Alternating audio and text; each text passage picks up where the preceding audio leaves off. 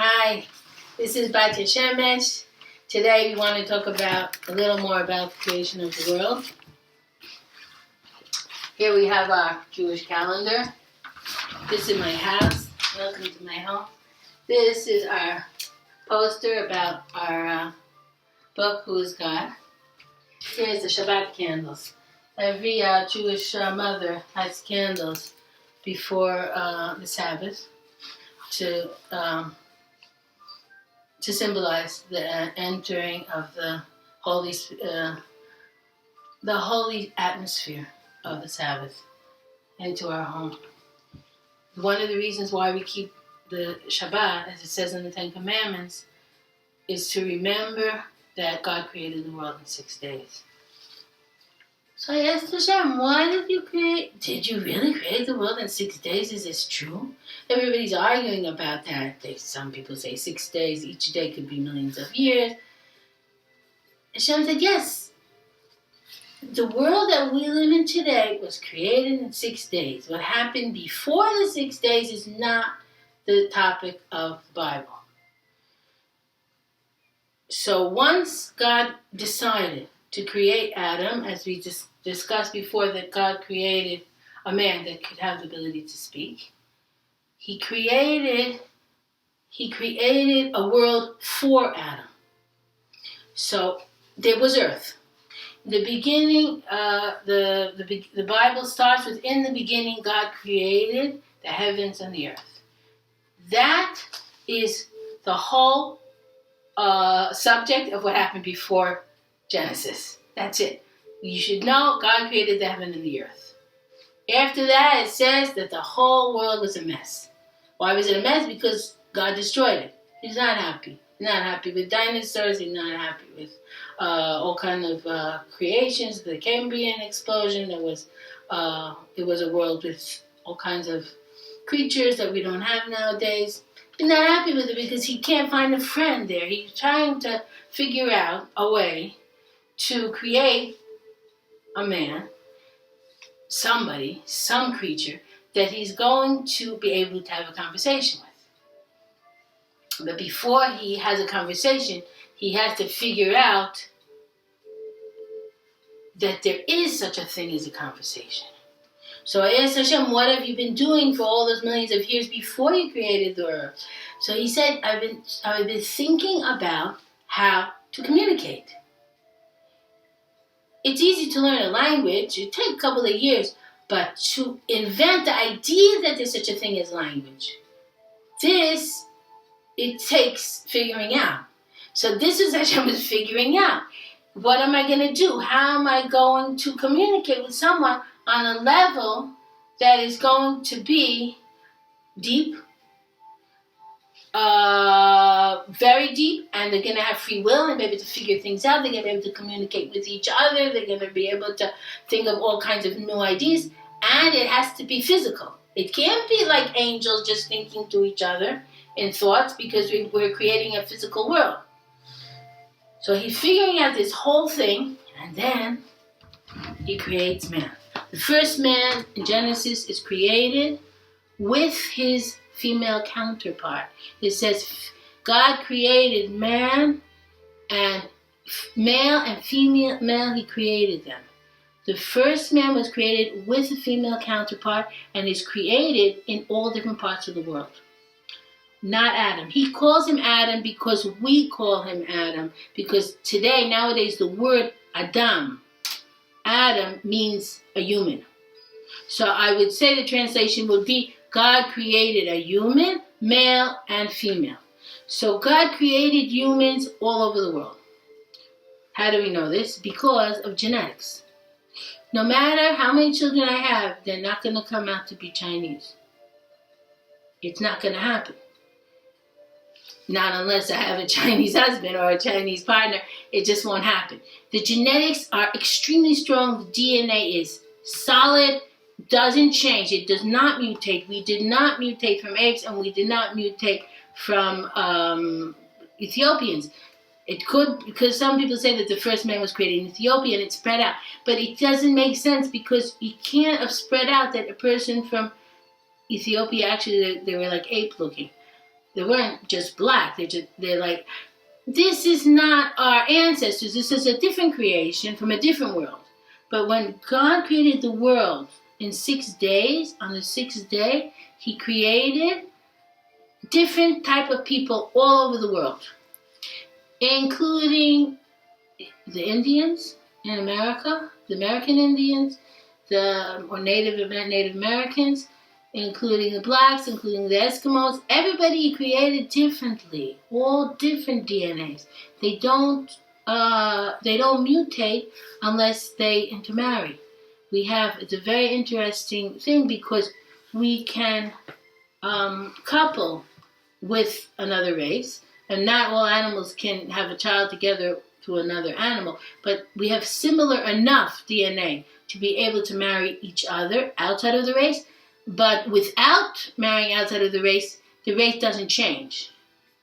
It doesn't change. And usually we have, dominant genes, non-dominant genes. So the Chinese gene is very dominant. So usually a child, even if one parent is Chinese, will look Chinese. But, so it doesn't go by darkness. But it has to go through the DNA. It's not by itself. It's not just one man that all the men came out from that one man. This is scientifically impossible. If you want to know proof of God, the biggest proof is science. I do believe in science, but I don't believe in evolution, because evolution is not science. Evolution is a theory. It's a theory of evolution. We have to look at the difference between a theory and and actual scientific fact. Scientific fact is DNA is solid. It does not mutate. It hasn't mutated in history. Therefore, what happened? Who's Adam and Eve? I do believe that Adam and Eve was a person, even though it could be that the story of Adam and Eve is a parable, and I explain that in my book. We have a lot of books, so we have all kinds of stories. I think the parable of Adam and Eve is actually in the book called The God's Hidden Treasure, which is also going to come out soon, the third book. And but the Adam himself did live, and he was created after God saw that the primitive man, the caveman, did not figure out how to speak by themselves. They also didn't figure out how to plant. It says in Genesis 2, chapter 2, that man didn't figure out how to till the soil. There was no man to till the soil. Doesn't mean there was no man on earth, but there was no man that figured out how to till the soil. So what does God have to do? He has to give them an neshama, a soul.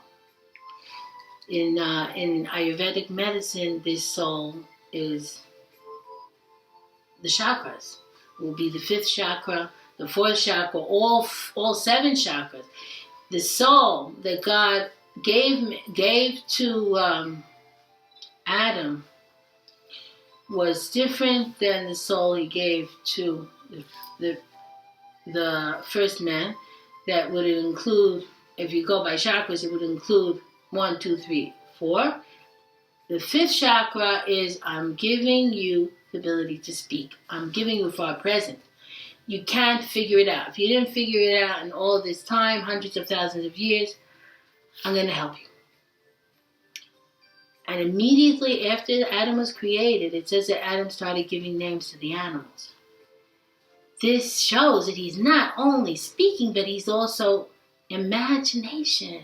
He's giving names. This is an amazing gift. We never thought of it. We're not only smart, we also have imagination.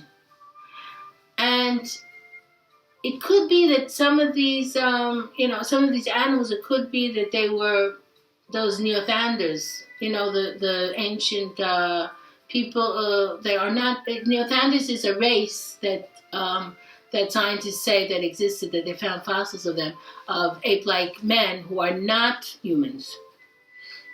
It could be that they were also like that, because it says that Adam was looking for a partner for himself. He couldn't find a partner, and then God created a woman. He didn't take out a rib from Adam, because if you take out a rib from Adam, that means Adam would have less ribs than a man would have less ribs than a woman, and he doesn't. Men and women have the same amount of ribs. So he didn't take out a rib. What did he do is take out the fire. When you take the fire of the soul, you take out fire, you don't lose from your soul, because your soul, a fire can ignite. Our soul is like fire. We can light a candle.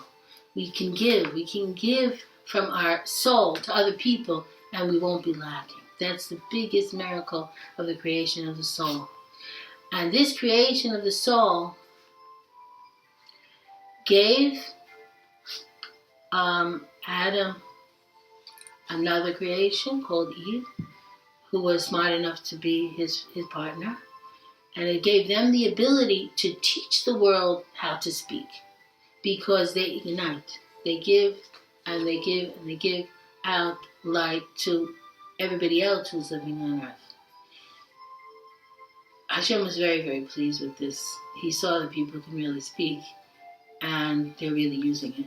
And what he did was, he gave people, even who did not have contact with Adam, he gave them wisdom, he gave them the ability to speak. And you could tell that they're not from Adam. Like, for instance, the Chinese have ideas that are totally not connected to our ideas. There are ideas of how to eat food with chopsticks. There are ideas of how to write. They're not writing with letters like the Western world, because the generation of Adam learned how to write with letters, because that was the first alphabet. But the Chinese had a different idea. They had a different imagination. Let's do it this way. Let's eat this way. It's very fascinating the way they button their shirts is different. So we could tell they had their own imagination, because they were far distant from the Western world, and we really learn from them, and we love to learn from them. They have very, very great wisdom of knowledge of medicine. I want to go back to the creation story a little bit. Some of the things that God created in this new world. I mean, of course, there was light before this world. There was light. The first day, Hashem created light. There was light before this world because there was worlds before this world, and people, animals were able to see. So they had dinosaurs, they were able to see that there was light. But the light that God created in this world is the light of this powerful energy that people are trying to tune into. This holiness. There's a holiness in this world. The earth that we're standing on is holy. Compared to any worlds that God created before, we are standing on holy ground. It's a light, and we're using this light to do good, but we could also use it to do bad, God forbid. And we have to use it only for good things. We're using the image of God. We are blessed with the image of God to create, to write, to read. And if we go to some places of nature, we start feeling that holiness. Some people could feel all these psychic energies that people feel, and the psychic energies are all part of this light that God created. Light is not really, it's not solid, it's not physical, and it's not spiritual. Because Einstein discovered that really light is something in between. Because if you go to the speed of light, then you start getting into mass energy. It's something in between. So the light is like something like to connect this world and the next world. So the physical light is even something spiritual. It's like, I would say it's like a bridge between the spiritual and the physical.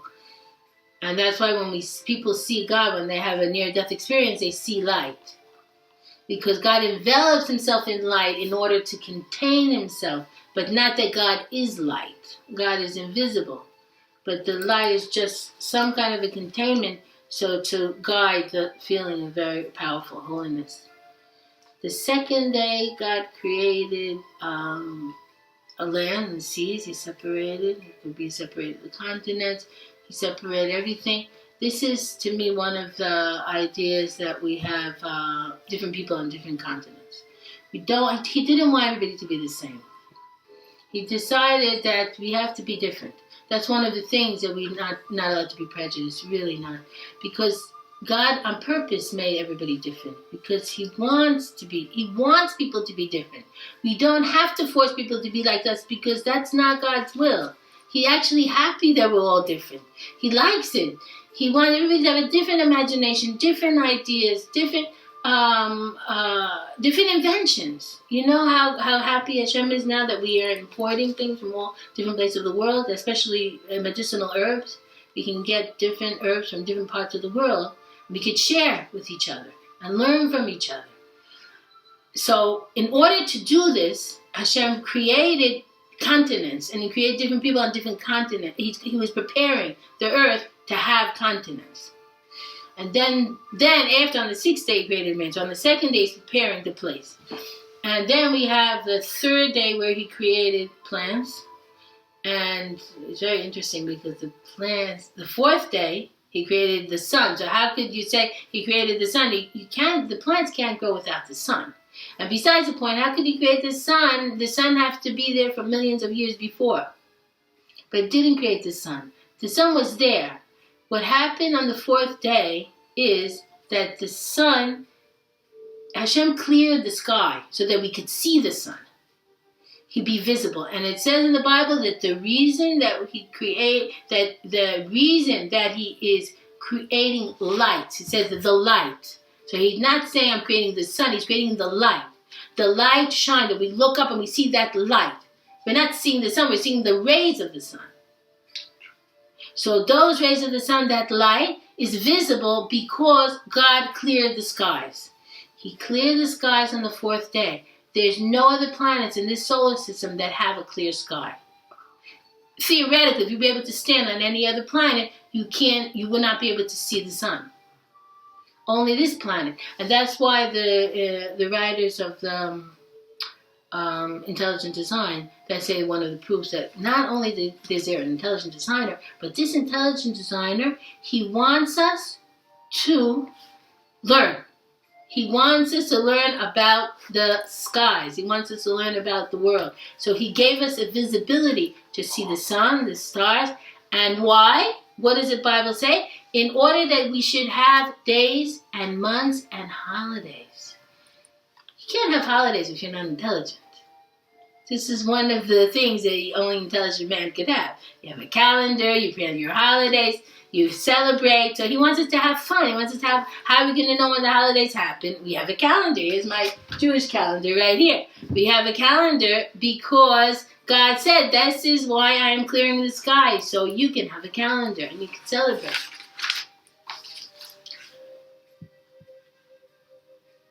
So the plants, let's go back to the plants. So the plants there was light because there was photosynthesis, but you couldn't see the sun. So there was plants growing because God is creating all the plants. He's preparing that people will have food to eat. And he's also prepared all these medicinal herbs which are created for animals and people. Whoever says that you don't need herbs or you don't need natural medicine, it's created for people. It's also a proof that there's no evolution, because why does corn silk, when you peel a piece of corn, this silk comes out of the corn? This is medicine for bladder infections. Why does the corn need to have medicine for bladder infections? The corn doesn't have any bladder. So this was created for people who are going to have a bladder and they're going to get a bladder infection, then they need medicine.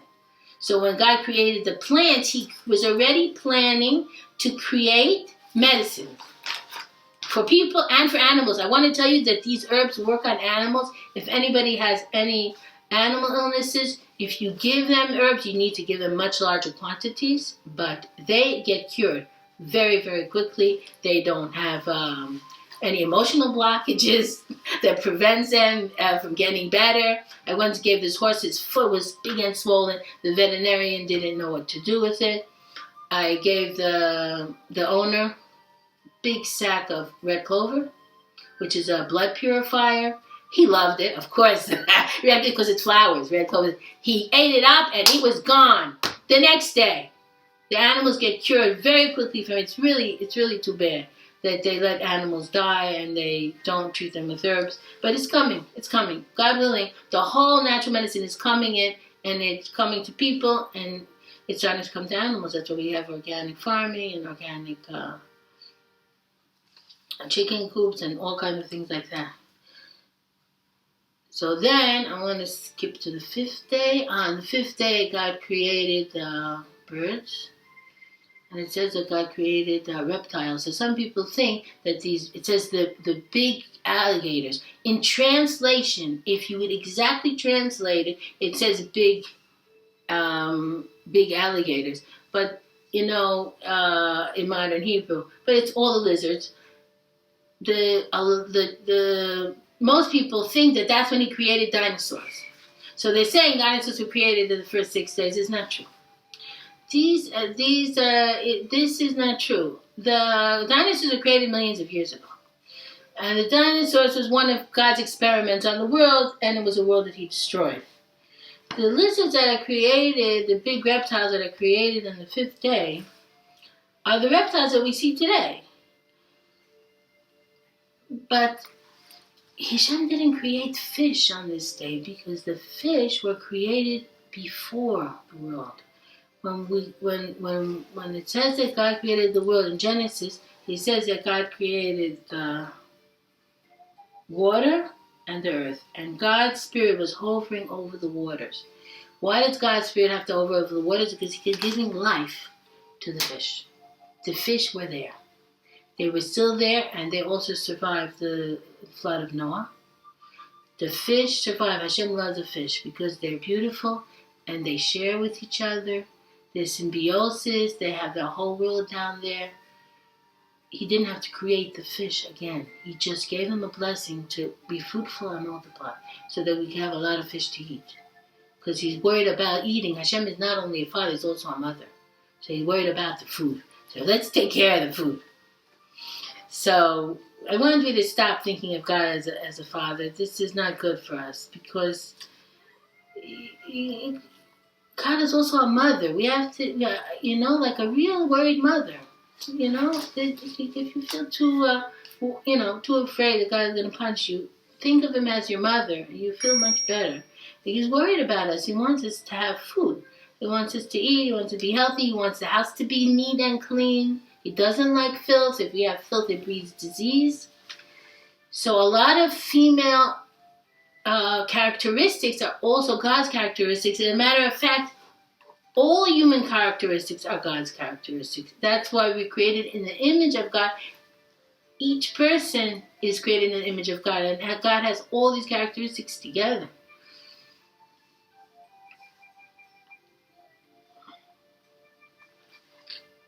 It's very, very overwhelming to say this. And I think Hashem feels really happy about this because I think he's getting a little salted that everybody's calling him like a man. A lot of women say, why do you call him he, call him she? A lot of the prayer books in Sephardic prayer, we do address God sometimes in the female. People don't realize it though, but it's there. You have to just take it easy. He's not only a female, he's not only a male, but sometimes he has male characteristics. We're going out to war. But sometimes he has female characteristics when we're cooking in the kitchen. And he wants us to have food, and he cares about what we eat. It's not good that people don't care about what they eat.